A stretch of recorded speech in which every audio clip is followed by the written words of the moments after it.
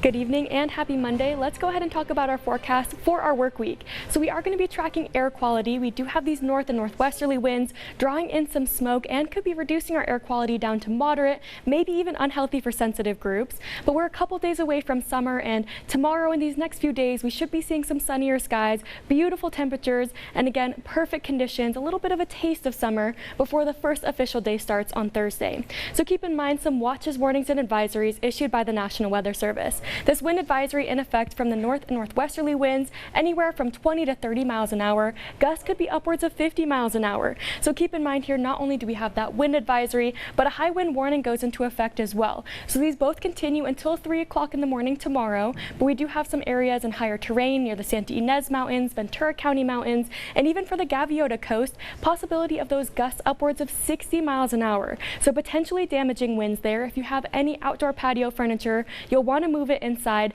And again, if you have a high profile vehicle, you'll want to make sure to travel nice and safely as you do head out the door, especially along the US 101. So just outside of our coverage area and including the Ventura County Mountains, we do have a red flag warning. This goes into effect starting at midnight and continues until 6 p.m. for our Tuesday.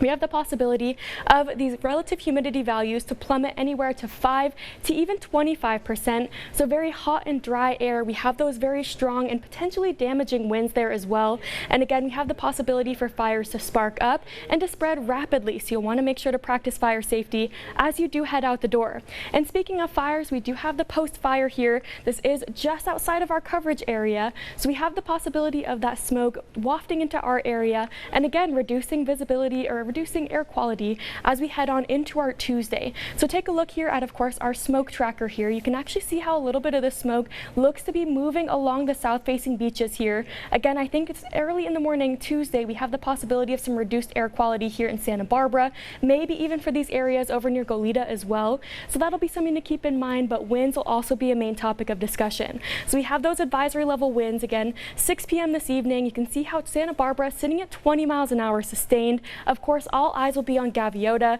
We know we have the strongest winds always, each and every night here, 33 miles an hour sustained. So again, very strong gusts associated with those winds as well. Even here in Santa Barbara, 11 p.m. there, take a look, 24 miles an hour, Ojai and some higher terrain places, again, looking to be on the blustery side. So as we head on into our Tuesday afternoon, those winds really start to die down, and we should be seeing calmer conditions as we head on into the second half of our work week as well.